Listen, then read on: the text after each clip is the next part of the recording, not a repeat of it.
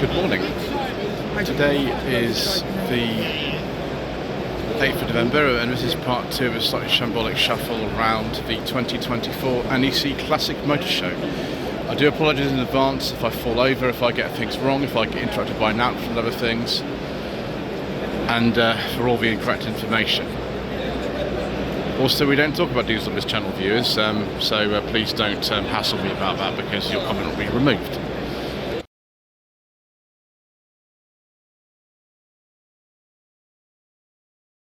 So we're on the Daimler SP250 Owners Club stand. We will make a start. These were made between, I think, 1959 and 1964. The problem with a lot of these stands, I find, is that it tells me information about the car in general, but it doesn't say anything specifically about this particular car. There's nothing on there whatsoever apart from saying that you know, there's modifications made during restoration, and then in general information about the car. I want to see more specifically about that, but that's just my opinion. Don't hate me for it, viewers. $13.95. I'm sure that was excellent value until the E-Type came out.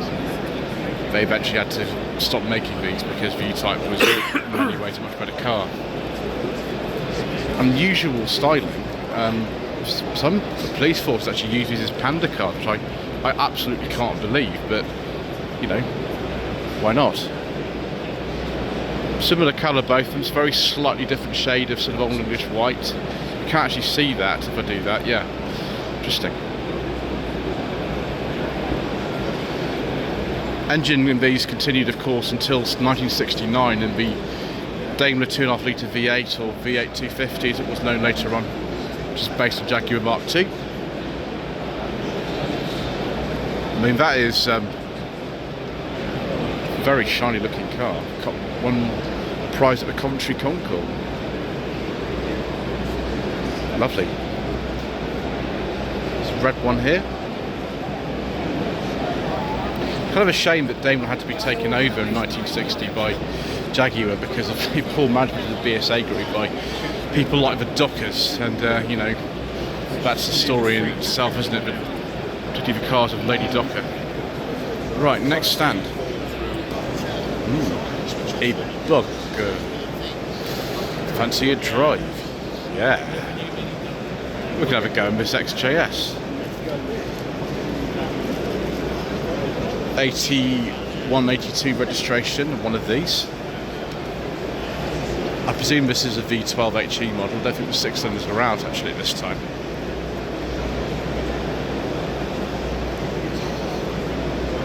Yeah, it's an HE. From Wimbledon, Mang, Edgerton. A 308 Quattro 83, 84 plate, like, well, several were used in Magnum PI, obviously in red, but this is the same model that was used. Some of them were the QV version, I think.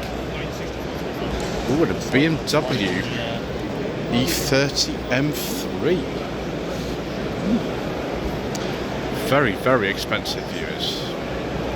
Can't remember how much this is worth. 80 grand or something for one of these days. All left-hand drive, of course, for the E30 M3s. And then Razor Edge Carman gear. This particular one is not fully restored. It's got some patina on it, but that's okay because it looks good like that actually. It's a 63. Brilliant. Daimler and Lanchester Owners Club. One thing I have noticed on is this particular car, this 1954 Daimler Conquest Roadster. This is actually owned by someone in the Loxley Classic Car Club group. I've seen it many, many times before down at Loxley, this exact car. This one was registered in Southampton, CR registration. Jersey, and then the plate would have been changed to something else then. I do apologise, I didn't know that by now, I've seen it so many times. There we go, Concours d'Elegance, Hampton Court Palace and everything. I'm surprised this gets out as much as it does. I mean, if I had a car like this, I don't think I'd be taking it out as much as that. But a much earlier Daimler here.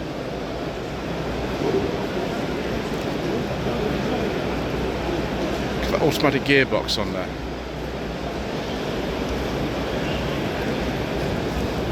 38 Daimler Dolphin. I've never heard of a Daimler Dolphin before. It's very nice. And then we've got an extremely old one here. I imagine that registration number is the year of the car. Yes, it is. It's an 1897. That is probably the oldest car that's in this entire show. So let's get this right. 127 years old. Fabulous. I like this though, this particular Daimler. It's a very late Daimler. We don't have them, of course, in this country anymore. The brand was discontinued in 2008. This is a 2007. And of course it's got a beige leather interior with wood, which makes me very, very happy indeed. They're just mounted to the Daimler Saloon 4.2 supercharged V8. We got the colour here. I don't think we have actually. It's not listed. Very sort of regal looking colour though. Oh, sorry, no, it does say it's a raw garnet. I was right about that. It's a 1995 Daimler Saloon. I have driven an X308 Daimler long wheelbase saloon. This is a 4 litre straight six. Very nice indeed. Apparently the long wheelbase ones are more prone to rust. This would be better off with a short wheelbase one really, although there's a bit less room in one of these than the sort of the mayoral specification long wheelbase cars. It's not quite a beige leather interior in this one, it's sort of more kind of olive, but you know, it's nice. And then we've got this Daimler V8 2.5 saloon. Not the V8 250, those were later, I think they appeared about 67. It's looking a bit different here, it's sort of custom built Orion. Take it we don't use that plate on the road, we can't even read that. My goodness gracious me, viewers, the pictures on the side, and it's nothing like it would have been originally, is it at all? It's just extraordinary. So it's on the Middlebridge Scimitar Owners Club stand, but yeah, I don't know what that's doing there really at all. It's absolutely crazy. It's not even go on the road or anything. Madness. So this is what I was expecting to see, these Middlebridge Scimitars. We're not allowed to make the link between a member of the royal family and this, because that collection is banned on this channel. That one, 8990. By this stage, I think they had the Ford Cologne V6 or the Essex V6 in them. That's an August 89 car. I think though, looking at all of these, we probably prefer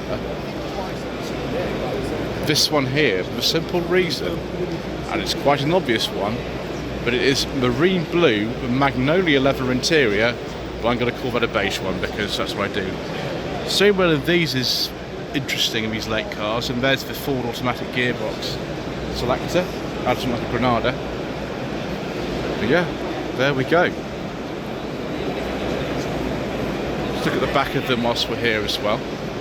All of them, I think, about 89, 90, most of them.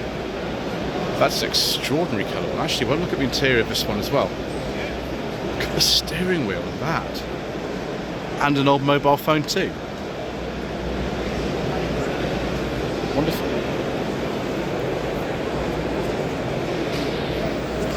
So, we're on the Jaguar Breakfast Club stand. Another one of these X358s, like the Daimler we saw a bit earlier on. This is a XJ8 Sovereign. Now the owner is very, very consistent, but it is one of just two in the UK in large letters. I'm interested though in this beige leather interior views with wood, because that's the sort of thing we like on this channel. Not so keen on shouter caps. Nice carbon. I don't know about the colour so much. Obviously, he only likes that, but there we go. Oh, there we go. An XF project, sorry, XE Project 8, not the XF. XE's just been killed off actually, along with all Jaguar's models actually. They've discontinued all their current production models because of, well, they're going to apparently reinvent the company just to be fully electric. Whether you like that or not, viewers, I don't know, but there we go. I prefer the older Jaguar models personally. There is a very vague vlog coming out about this soon. In the meantime, we can appreciate the lines on these classic Jaguars like this one here. That is rather nice. Nice XK 150. Do we have an information sheet to be able to tell me what year this car is, viewers? Oh yes, we do. Say 58. It's the drop head coupe.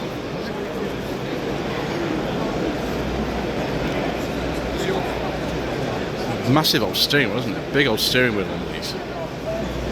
There's the badge at the rear that tells us about the times Jaguar won Le Mans.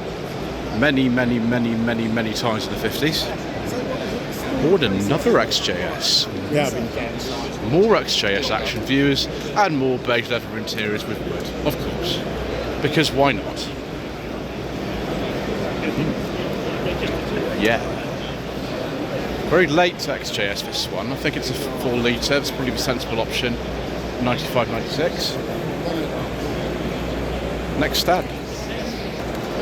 Got a little sort of slightly random stand here. I don't know whether these cars are particularly related, but they're all together here. We've got this old Austin 7. A brief history, here we go. It's 1933. And then we've got Neil's 1983 Metro 1.3 HLE with the MG wheels, which is a very sensible upgrade on these, because it's very hard to find tyres for the original steel metric wheels on these. Prospect popped up. Looks very good, but you have long ratio gearbox on those. And something that gladdens my heart very much, a facelifted Montego. Facelift occurred at the autumn of 1988. I've driven several Montegos. I really do quite like them actually. 1.6L. This one's 89. It's great, isn't it? And then a Mercedes-Benz 190E. This is a 1.8. It's be quite a late one actually. The 1.8s didn't come in until I think the early 90s. With an airbag steering wheel, this would be particular. It's up in 92, 93, this one. I've driven the 190E. It was a long time ago now actually. It's in 2021. Belongs to Simon from the Lot 76 Cars YouTube channel. Then a lovely E36. Oh dear me, we've got a problem with this headlamp. Oops, viewers. Yeah, might want to sort that out. Anyway, it's for sale. Call 07989 974 545. As Mr. Bill from the Fuel Power channel will say, this could be yours. It's quite a late one. It's 98 and 99, that Capri with a hard top. Twin engine minis. Built by Neil Preston between 2005 and 2010. This is 66 originally. Yeah, I'm not sure how practical something like this would be, but you know, if you want 200 in your Mini, you can have 200 in your Mini, I suppose. I mean, you don't get any rear seats or anything anymore. This is a 65. Yeah, okay. There we go. I think I've got them mixed up, viewers. I do apologise. Never said we do completely accurate information on this Shambolic shuffles, hence the reason behind the name. Oh, another 190. This one looks a bit faster than the previous one. Jazz Dooley apparently owns it. I've never heard of Jazz Dooley. 2.3. I think this is a Cosworth one. Have a look at the information sheets. An 87. Yes, it is a Cosworth one. That'd be worth a lot of money. Look at this. Wow. Excellent. Okay, well, we'll go on to this stand with Some replicas on there. Replica Westfield 11. Chesil Speedster, obviously based on a Beetle. You can see that's a 71, 72 registration. And then this thing, which is the replica of one of these 30 Alfa Romeos. I mean, they're decent quality, these. I know that these Chesil Speedsters are very, very, very well constructed. Very, very high-end type of thing. That is beautiful, isn't it? Lovely Renault 8 Gordini here, 1965.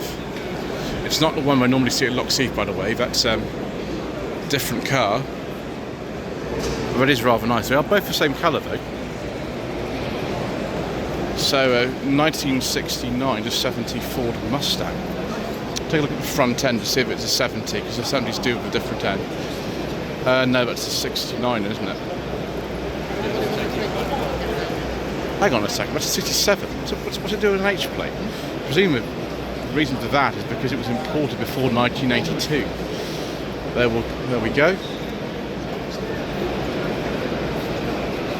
My gosh, I think this is going to be a bit beyond my budget, viewers. 1961 Ferrari 250 GTE. Let's not touch it, viewers. Let's other people do that sort of thing, because I do not want to damage this and have to actually buy it, because we can't afford such things on our modest channel income. It's very nice. I mean, you know, that would be the kind of thing to sort of have in your front room and look at, but I don't know about running on an everyday basis. 1987 Harrier LR5 BDG. I've never heard of one of these, viewers. I presume it's some kind of racing car with, oh, look, a duct tape seat. Not the most comfortable then, viewers. Not really at all, but I don't know if that's the point, is it? Twyford Moor stand. I can't see I've heard of Twyford Moor before. XK Specialist, okay. XK 120, SK 140, SK 150. Right, excellent. This looks suspiciously like an XK 140 with the back end just showing the first 3 Le Mans victories. I wonder if we get the information sheet on this car, or do we have to just guess?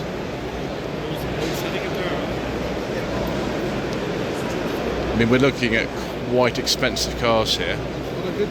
Yes, £135,000, a 1955 XK 140 drop-head coupe. Like the colour, Coventry plate. XK 120 this will be in 1954. £70,000. I mean, it's lovely. It's not me particularly, but it's lovely.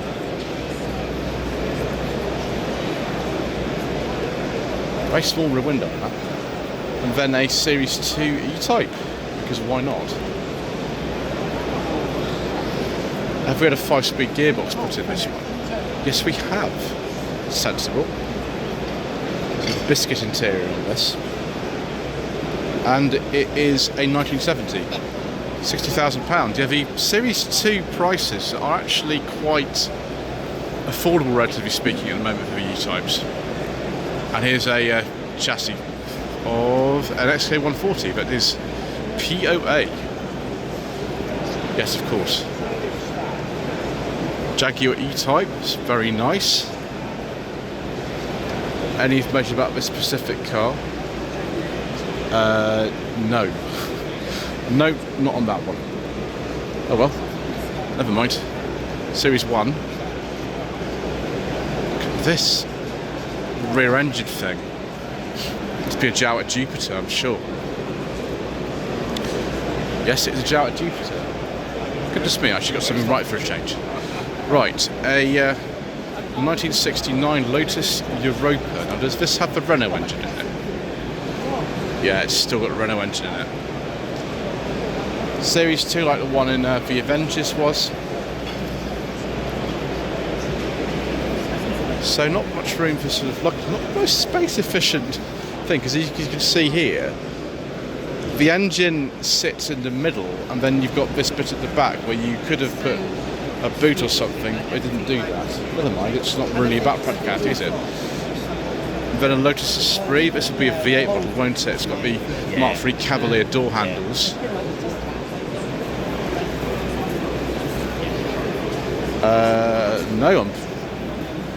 No, I was right actually. I was actually right for once. This is a 98 V8 GT3. Phew. That's something right, viewers. It makes a change. Citroen CX door handles, of course. So mirrors, not door handles. 69 Lotus Elan Plus 2. Lots and lots and lots of work carried out. I mean, that is a nice looking car. I don't know if I prefer the original Elan or the Plus 2 model, but they're very nice, aren't they, both of them? And then a Mark I Lotus Cortina, 1966. Thank goodness knows how much that's worth now. It's probably going up in value as I'm walking around it, I would imagine. A most agreeable car, though, viewers. A very, very agreeable car. Next we have a Lotus XL. It is nice. So 87, 88 registration. Cream leather interior. And a mono wiper. And then what more is it that you need? Again, Citroen CX door mirrors. Another one of these Elites, of course, probably because of the 50th anniversary. We've seen several of these actually so far. It's probably a bit of a later car, I'd imagine, this one. Let's have a look at the information sheet, viewers, and just make sure we get it right. No, it's not a 63 at all. It's definitely not a 1963. 83, there we go, that's better. I didn't think they made them as late as 1983. I think it's probably a late registration, isn't it? Yeah. Right, let's get off the stand before I get told off. This one? We've got some cars just in the middle of here. I don't know what stand this is, but I like it straight away. We've got Capri action. We get even more Capri action later on in the day when we go down to Hall 8, where we see many, many, many more Capris. Capri with a Cosworth engine, excellent, 87, 88, one of the very last. And another of these later XJSs with the rear lights and the side treatment. This is a V12, and of course it has a, oh gosh, it's not a beige leather interior, it's a part beige leather interior. Like the driver's seat's been changed. I must have sort of failed something. I was getting all excited there, viewers. That's a bit of a shame, isn't it? Very nice anyway. 91, 92 with the bar removed from the XJS name by this stage. An Escort Mark I 2000E, which of course is not a one that really exists. The luxury model on the Mark I's was the 1300E, which I've seen quite a few examples in my time. Probably started life as a 1300E, about the right era for one. 73, 74 registration with black panel at the back. And another Mark I Escort, another modified one. This is a 4-door with the door handles deleted. 1300 GT. Nice looking interior though. 6970 on an H. It's a bit faster than standard, I imagine, that one. What a very, very nice Mark III Cortina. 73, 74. I don't know if this is one of the later ones. I think it might be one of the later ones. Look at the dash in a second. That's a 73. Then we will go a look inside here. Yeah, it looks like a later dash to me, but I could be wrong. I'm not an expert on Cortinas really. And then this will be a Mark II with a Mark I front end, although of course the rear end of the Mark I and Mark II Escort state was the same, so putting an earlier front end on this wouldn't have been very difficult at all. Yeah, it's a Mark I front end, 77, 78 registration. Right, next section, viewers. Ooh, the Gilbern Owners Club. Gilbern and Vader here. It's a real shame that Gilbern just went under when they introduced VAT on kit cars in 1973. This is one of the very last cars then. This is 74. So Mark 3 will have the Essex V6 in it. Now a 3.1, originally 3 litre. Lovely looking car. Always wanted to try Gilbern and Daimler. And then we have the Gilbern GT. Apparently this was at the first ever NEC Classic Motors show in 1984. This is a 66. It looks very dated for a 66. You see why they sort of brought out different looking models, but it's still very interesting. And then another Invader. This is a Mark 1 Invader, 1970. Very, very sort of typical early 70s colour, isn't it? What have we got on the rear end of this Mark 1? We got, oh yeah, we've got much of the rear lamps than on the Mark 3. That'll have, I think they're Mark 1 Escort rear lamps on that. Yeah, I think so. There's the rear end of the GT. I think those are off the sort of BMC car. Was it a Rover 2000? I don't know, I can't remember. Someone in the comment section below tell me what those rear lamps are off. Whilst we're here, we might as well have a look at some Marcoses, Club Marcos International. Why not? Marcos Mantara Spider. That is, I assume, probably like a 1993, 1994. This car then was retrofitted with the later rear end. It's interesting, isn't it? 4.2 Rover V8, wow. Some 4 bits in here as well. Still very much like looking like the 60s cars. Though this is a 90s one. Let's not fall over there, viewers. That was close. We didn't fall over though.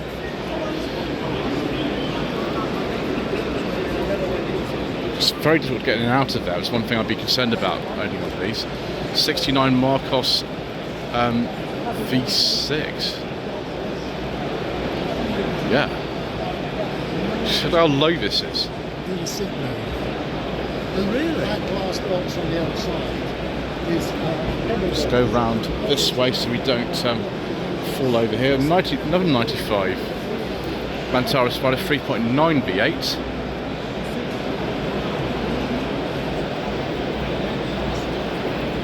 And a nice biscuit interior with some wood.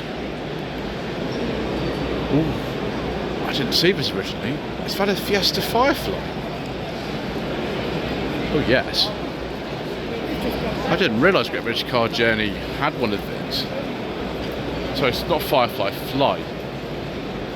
Like Crayford, it's an 81. I mean, that looks actually rather nice, viewers.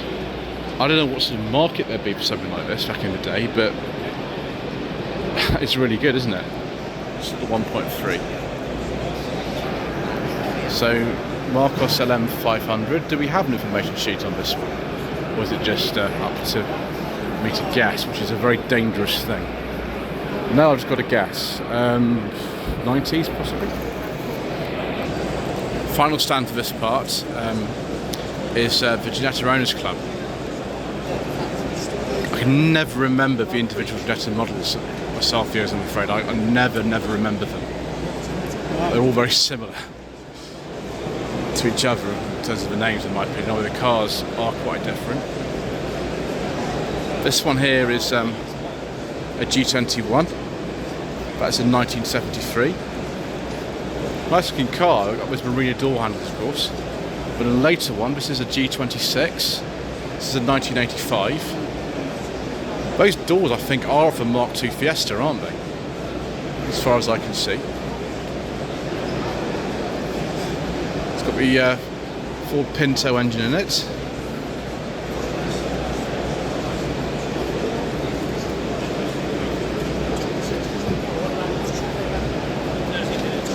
This has got like MGB bits, like early MGB bits in it, just with door handles. Those were removed from the MGB by like 64. It's a G10. G10 continuation. Okay, that makes sense. So it'd be a 65, but with that plate from sort of 78, it can't be an original one, can it? Nice looking car. Then 68, 69, we've got a later MGB door handle for this one. I'm so tempted to sort of touch it, but I must not touch it. 68, this one, yeah, that makes sense. Engine in the back. Oh right, it's got a Sunbeam Imp sport engine, that makes sense why it's a rear engine. And then this I think is one of the 90s Ginettas. It's a G33, 1995. Excellent. Right, well that's it for this part. Thank you ever so much indeed once again for watching. Please don't forget to subscribe to the channel, like this video, leave a comment below, and we shall see you again in part 3 when we get inside the auction for even more incorrect information.